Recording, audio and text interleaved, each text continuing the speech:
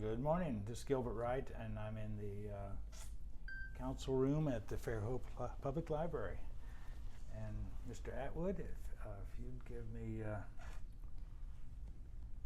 your name and your organizational affiliation. I suppose it's just going to be Marines, but if you have a unit that's more important to you, more Yeah, 2nd Battalion, 9th Marines, 3rd Marine Division. I was with them in Vietnam, and then when we were pulled out and I went home, most everybody were issued out of the Corps at that time. If you'd served your tour in Vietnam, they let you go. They didn't let me go. So what year was that? 69. 69. So I was with the Army in Chulai, Vietnam. Oh, were you? And left there in 71. Okay. We used the Marine Corps facilities because they had come and then moved gone. On. Yeah. Yeah. So what part of Vietnam do you recall being in mostly? We were in I Corps, the northern area, just below the DMZ. Right. That was our area of operation, and literally some of the work that I did was right there on the DMZ. You could see the barbed wire fence and all that crap, like that was going to keep anybody out. Right. Well, pretty intense up there, especially 69, 70. Yep. I forget what date the Tet Offensive was, or whether... Tet was just before me, so that would have been in 67, 68. Quezon was just winding down when I got there. Right. In my area was Cam Duck and some of that. You were down south. It was afterwards, so we would fly out there and get a sense of it, but yeah. Not the same as being there for months and months. Yeah, Quezon was a strange thing because it was stupid. I mean, the Vietnamese had just conquered the French at Dien Bien Phu a few years before. Yeah. And the same thing, airstrip in the middle of a valley with the mountains all around. On either side. I mean, basic combat, you get the high ground. Right. And I don't know. Thank you, ma'am. So were you in the Marines version of infantry? No, I was supposed to be a clerk. The MOS was 0141, and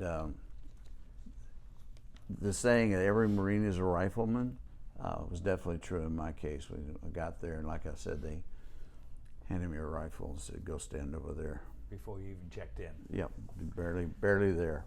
That would raise your anxiety level right off the bat. Yes, no, that's what I expected. So you're very confused first time. And the strange thing about our venture there is that you rotate as an individual.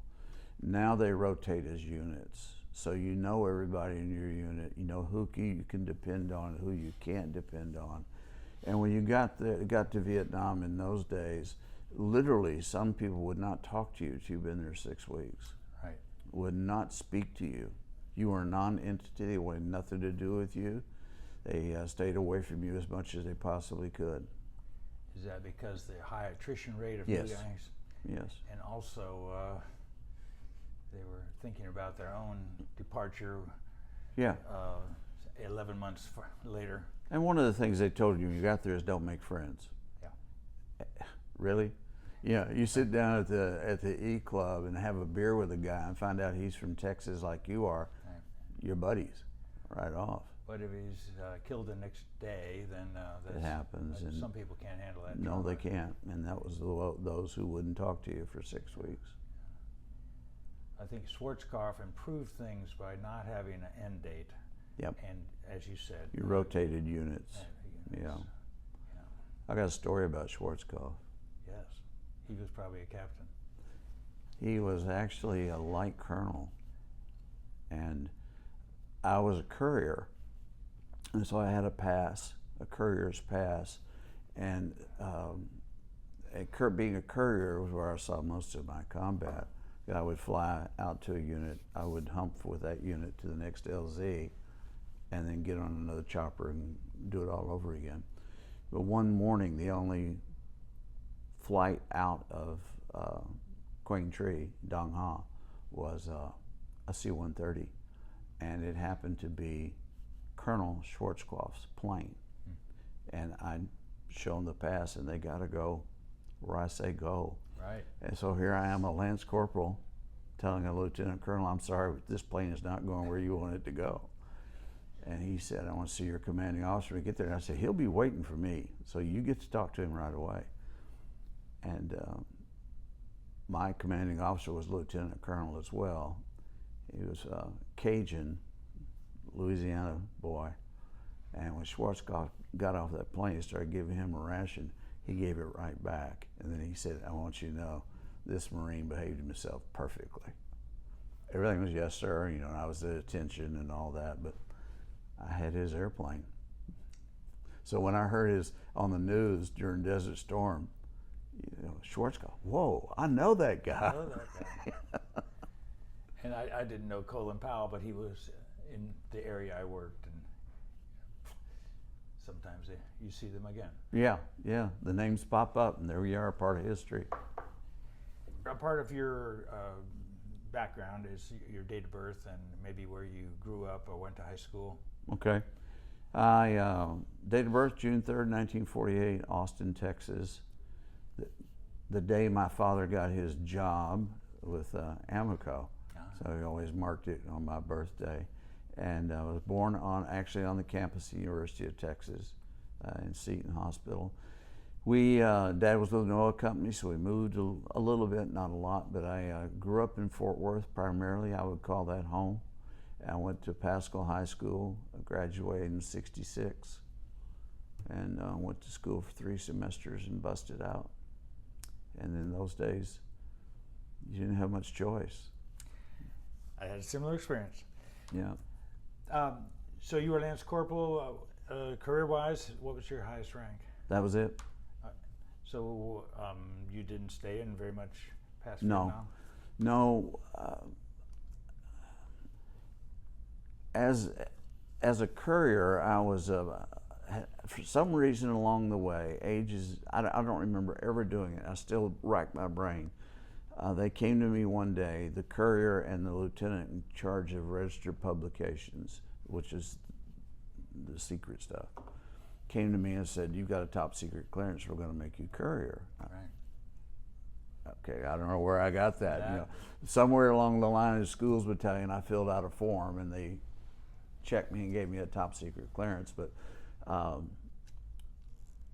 my job was to register the publications and then to take the orders to the field. And the lieutenant over me didn't do a whole lot, but he managed to get himself killed. And then it was just me. And then we got pulled out of Vietnam and went to Okinawa. All these forms came across to send you to various schools. So I sent myself to Tokyo, to Korea, to Thailand. I had a ball. But when it came time to get out, all these schools that I'd gone to, all these classified schools I'd gone to, no, we can't let you go. So I had to stay almost a full pop. I was supposed to get out in September. I got out in July. So, so with let's focus then on the Vietnam experience. And did you live in a barracks area with general troops, or did you have your courier lifestyle? my whole thing was a little different. When I first got there, they put me in the S1 section, which is headquarters basically, and I worked with S1, S2. S2 is intelligence, and they made me a legal clerk, and it was the worst thing that ever happened to me. I was sitting in a Quonset hut, 120 degrees in the Quonset hut, sweat running down crack of your butt the whole day long. And we were in there for 14, 15 hours a day. And it was very tedious. Being a legal clerk, it had to be typed perfectly. And the legal officer was a real stickler. So one day, and I don't know why I wasn't court-martialed for this, but one Sunday, all the grunts and people out there that I knew from the club were playing football, having a great time, drinking beer. And I stood up and I said, enough of this. And Sunday, I'm going to go get drunk, play football. And I did. And that night, that evening, we were sitting in the enlisted club, and one of the office people came to me and said, "Lieutenant wants to see you." And the Marine Corps, being a smaller unit, we had what they call CAP units, civil action platoons. And you would be in an area, a small area, and you would work with PF, Popular Forces troops. And we were just responsible for this one area. Well, it's a great concept, except the Corps found a way to get rid of all the people that they didn't want. I'm going to use profanity. They call us shitbirds, okay? And they would send the shitbirds out there to the CAP units to get them killed off, because the CAP units were hit. They were small units. They were hit all the time. So that's what he did. He said, "I'm sending you to a CAP unit." And we had just talked about the one in Dong Ha Mountain getting blown away. There were two survivors.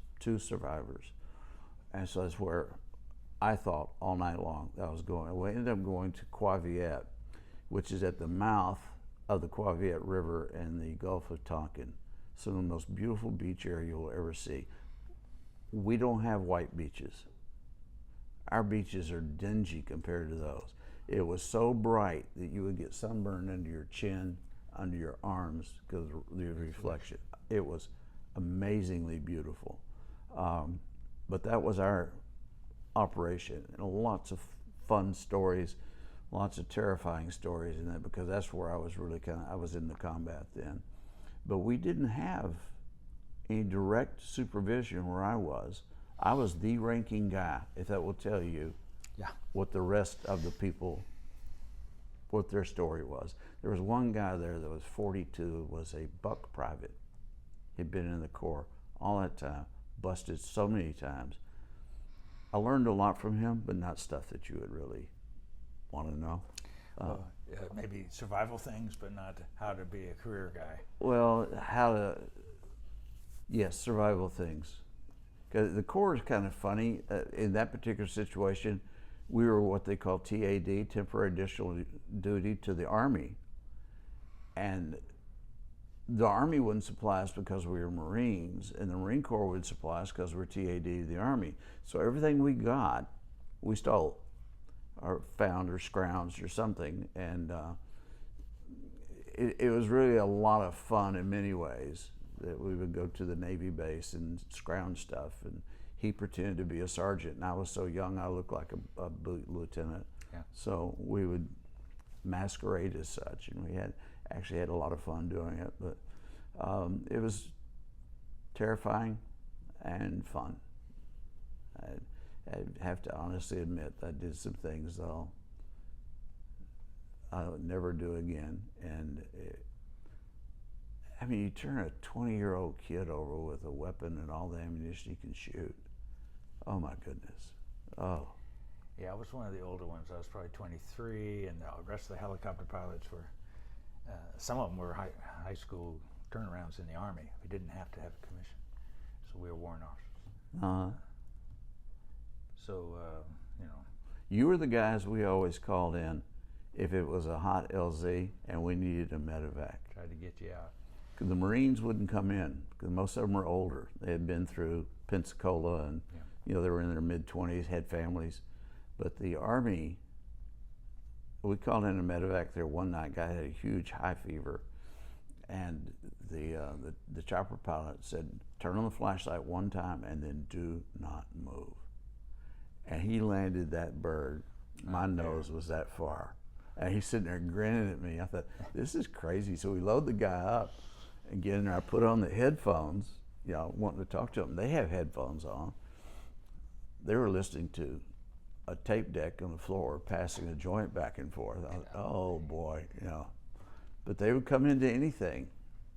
So. Well, that was a thing that we had, was to we really didn't want to fly the generals around, but if a PFC needed something and we could get supplies to them or get them out, then that was real important. Well, I appreciate your service. Thank you for that, because I rode on many an Army chopper, bouncing all over the area. But the Army choppers, the Army pilots were young enough to be stupid enough to come in and save us. Okay, they were invincible. They were immortal. So if we survived those experiences like you had, then we gained wisdom and moved on. But typically, a pilot might fly in a non-combat 2 hours twice a week, and then he has other duties the rest of the time. But we would 8 hours a day, resupplied primarily. Did you ever know? Can't remember his first name. Mayfield. Mayfield, no. Okay. Yeah, he was an Army chopper pilot, and he ended up marrying the girl that I was in love with the whole time I was in Vietnam. Darn. No. He is a great guy. I have met him, stayed close with her. I could not have picked a better husband for her. He's far superior to me. So. What an outlook. Yeah.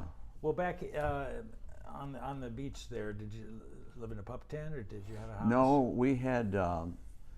There were two bases. One right at the mouth of the river, which they called Papa Low, and then we were up a mile or two up the beach, and we were actually the guard for an in-country R&R center that was right on the beach. So we were inland about half a mile, maybe 3/4 of a mile inland, and we were in a compound that had a tower and a little shed underneath the tower. Most of the time, we slept out. The only time we really ever slept in the little hutch, and it was no bigger than 12 by 12, maybe. And you have 6 guys. Probably kind of hot. Not much air. Really smelly. But, not much air circulation. No. Let's see what other details we have here. We're kind of going through your personal reflections, and that's important to this accomplishment, and how that might have made you a better person or worse later on in your life, and if it led you to a career in embassy service or something. Not hardly. Yeah. I talked to a couple of Marines that had that duty, but so you'd had a little bit of college, but you didn't finish while you were nowhere close. And sent you over there. Yeah, that was. I'll just tell that. I think that's a major part of my history, is when it came time, I did not want to join the Army. I've seen too many guys come home in body bags from high school and such that were in the Army, and I decided that I was not going to die in Vietnam, and I wanted the best training I could get. I was nothing. I was a bust out. I was cannon fodder for the machine, and I knew where I was going, what they were going to do. I mean, I didn't deserve any better treatment than anybody else. So I joined the Corps, and I came home that night, and my father was a Navy man in World War II, and he said, in his usual sarcastic, hateful way, he said, "Well, you busted out of school, what are you going to do now?" I said, "Well, I went down there and I joined the service." "Oh, good, the Navy, you'll learn a skill." I said, I didn't join the Navy. And he said, "Oh, okay." He said, "Well, Air Force isn't bad. There's civilians in uniform." I said, "I didn't join the Air Force." He said, "What kind of damn fool would join the Army?" I said, "I don't know." And about that time, everybody realized I had joined the Marine Corps, and my mother and sister and father started screaming and yelling. Crying. Oh. So I got up and left, came back a few hours later. I sat him down. I said, "Look, my decision." And it was the first major decision I ever made in my life. And if I had not made that decision, if I had not joined the Marine Corps, I wouldn't have gone to Vietnam and had the experiences that I had, leadership opportunities and that sort of thing, kind of being on my own. I wouldn't have questioned the way I was raised and the religion that I had as a kid.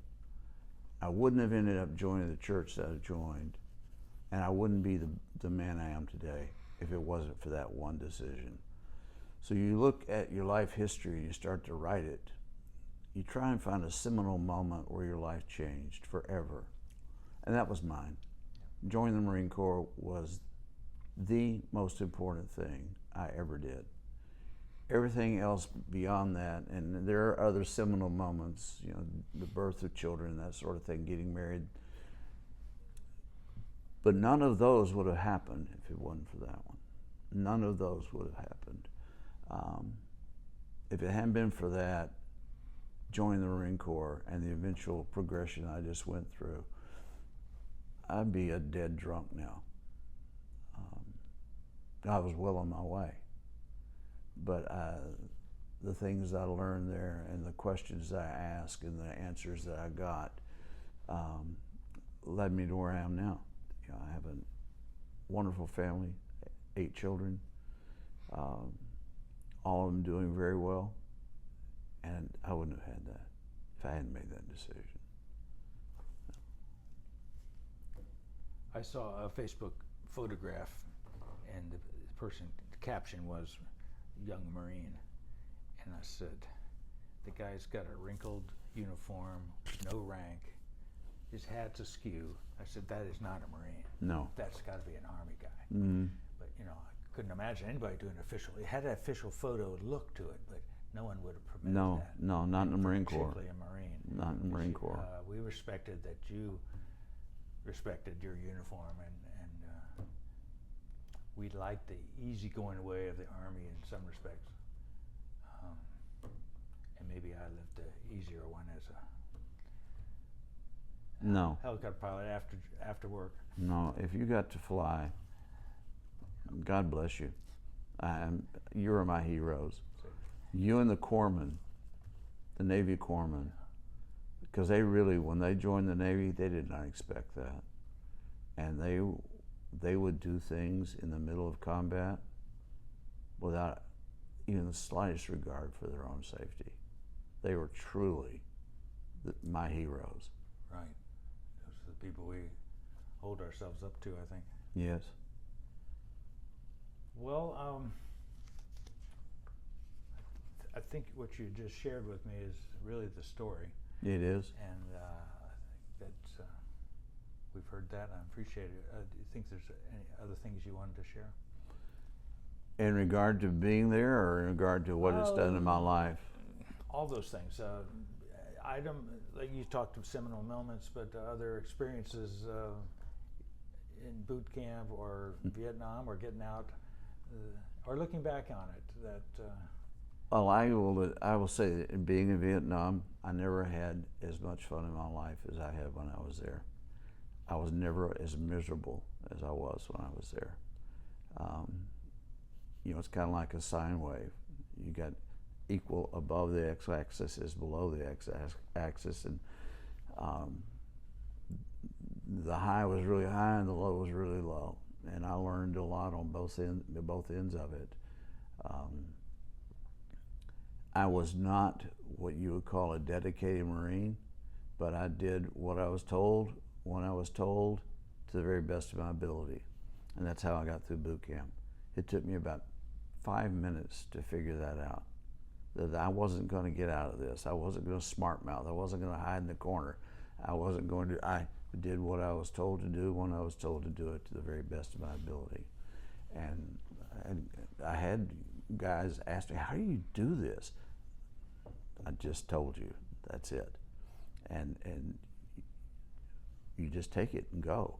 It's not going to change. You cannot change it. I don't care how bad you're treated or how much that drill instructor hates you. Deal with it. Deal with it, because it's not going to get any better. And I think that if I'd learned anything in boot camp, it was that accept it the way it comes. It's not going to get any better. You can't beat it. Just work with it.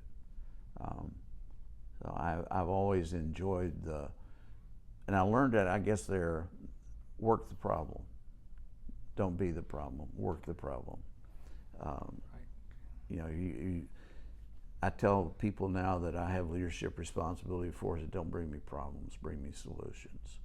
I don't want your problems, just bring me a solution. And that means that people aren't going to come to you with anything, because if they're thinking about it, they've already solved it. They already solved it. So I guess I learned that there. And I did have a ton of fun. And I did meet some really wonderful men who I treasure to this day. I just had one die last year. He's coming up on a year of being passed. And I could tell you stories for hours of stuff that he and I did. I think the statute of limitations run out on most of it, but we had a ball. We had a ball. So you kept up with your Vietnam peoples, and I regret that I failed to keep a list. Only one, really only one, and he wasn't. This is part of my PTSD. I don't remember the names of anybody I served with, except one in Vietnam. But I do remember the name. I remember the faces, but I do remember the names and such of people that when we were pulled out of Vietnam, and when then we floated off the coast, we went to Okinawa and they put us in a flotation flotilla. That those guys were my party buddies, and I really remember them well. But it's a strange thing. I do remember one, Thomas P. Noonan, that without him I would not be sitting here today sharing this. He saved a whole company of Marines that day. And I got to write up his Medal of Honor citation, which he received. And he was just a scumbag kid from New York, nothing special. As a matter of fact, he had transferred from another unit, so everybody thought, oh, this guy's really trash because you don't get transferred unless you're just awful. And he was in our unit, but that day, who knows why, he stepped up and provided a way for the rest of us to get out of the situation we were in. And I will never forget him. Do you want to share that experience, or what clicked for him that he put himself out there? I don't know. It's the strangest thing. I didn't know him really well. I had seen him at a club a couple of times. He was sitting at the table, and he was from New York, and he talked with a New York accent, and he just seemed like a trashy New York kid, and I'm sure he thought I was just an ignorant Texas boy. And he was with Golf Company, and it was one of those deals where I was flying orders, and I was going with Golf Company to another LZ, and we got hit. We got hit really hard by a whole regiment of MVA, and they took out all the officers and all the NCOs in about the first 2 or 3 minutes. Boy. It wasn't even that long. Radios were dead, gone. We were just blown to pieces. Do you think they targeted them, or it just happened that way? Yeah, no, they targeted it. It was a full-on. We were on a ridge, walking along a ridge, and there was a deep ravine, and up the other side of the ravine there was another ridge, and they had the high ground, and they ripped us to pieces. We managed to escape because there were 2 machine guns that were stopping our exit, and Thomas went down and took out one of those machine guns, and he went down to help wounded people down there, and he got them settled, and then he went after the machine gun, and they got him. After he got the machine gun, they got him. But if it wasn't for him, that was our escape. I wouldn't be here. Sometimes we talk as if the enemy didn't know what they were doing, but other days we find out they were very astute. Even they were brilliant.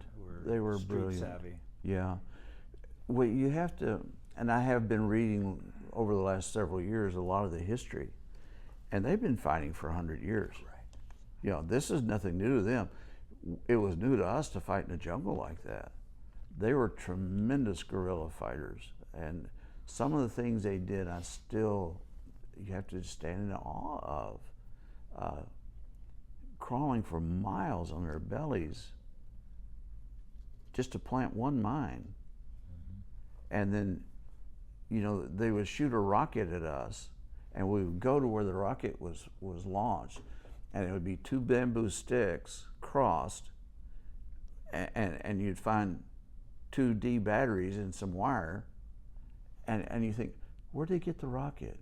They carried it all the way from North Vietnam and shot it. Now they're on the way back to get another one. Get another one. What dedication these people had, and a lot of it was politics, but they were winning. They were winning. And I had the greatest respect for the Viet Cong. And then when we did operations against the NVA, they were as good as any army on the earth. If they had been better supplied, if they had air support, we would have lost. They would have run us out of that country if they had air support,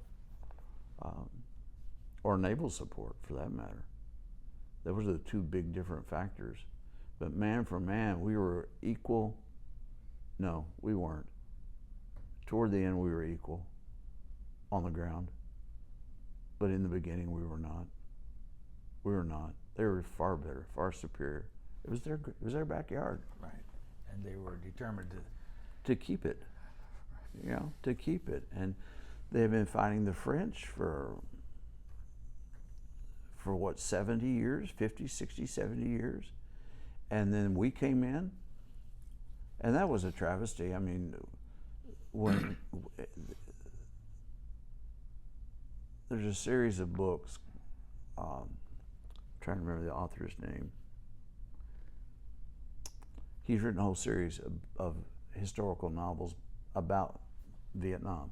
But the precursor was we were in there during World War II. We helped the Vietnamese fight the Japanese. We were on their side. We were Ho Chi Minh's ally. When he kicked the Japanese out of Vietnam, we were his ally. And he was asking us, when this is over, are you going to help us get the French out of here?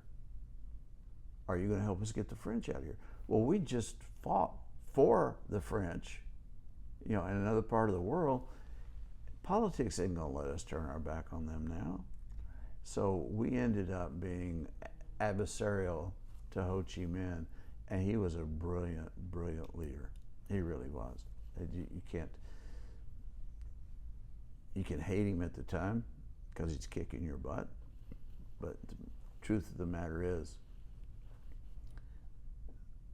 we had the bigger club, but if we'd had the same size club, I think we probably would have gotten hurt pretty bad.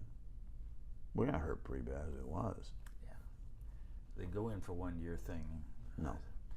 I was glad to be gone, but me too. Yeah. I still think it wasn't. It was a travesty. We did not fight that war right. We fought it. We had enough personnel on the ground that we could have lined up arm to arm and walk south to north and just run them all out. But politics wouldn't let us. There was one situation that we were on a patrol and we came to a village and we were drawing fire from that village. It was one machine gun keeping I guess we were a platoon. We couldn't return fire because on the map it said this village was friendly. Are you kidding me? That is not friendly fire, okay? They're not shooting at us to welcome us. So we actually called in the Korean Marines, happy operating in the area. They came in, they killed everybody in the village. Our captain threw a fit, you know, how barbaric it was. And I remember the South Korean officer said, "You'll never draw fire from that village again." Now, are we fighting a war? Or what are we doing here? So there were religious pagodas that you would come across in the jungle. I don't know if you ever walked through the jungles, but they'd have these beautiful pagodas there with some kind of god that they were worshiping, and we were not allowed to shoot at them. And guess where they were? Yeah. Guess where they were? It was a strange thing. It was strange, and I don't know. I had a lot of fun. I had a lot of misery. I'll never go 30 days again without taking a bath or taking a shower. That'll never happen in my life again. But it happened there. And, you know, I made some real good friends and acquaintances, and unfortunately I can't remember their names. I'll tell you a post-Vietnam story, many years post. We lived in Anchorage for 20 years, and I had a job at a dealership there selling commercial fleet vehicles. Very good job. Shirt, tie. Driving home for lunch in my brand new Chevrolet Avalanche, dressed in a shirt and tie, headed for my home and my beautiful wife and 2 little girls, going to go have lunch with them. And I pull up to a corner, and there's a guy there, red beard, Marine Corps cover, and I looked at him, I thought, I know this man. And so I rolled down the window. He had a sign that said, "Homeless Veteran Help." So I rolled down the window, and I was getting my few dollars to give to him. He said, "Semper Fi, brother." I said, you remember me? You recognize me? He said, "Oh, yeah, you're Corporal Atwood." And I said, "I'm sorry, who are you, please?" The beard throwing me. And he said, I won't tell you. I've since figured it out. But I went home.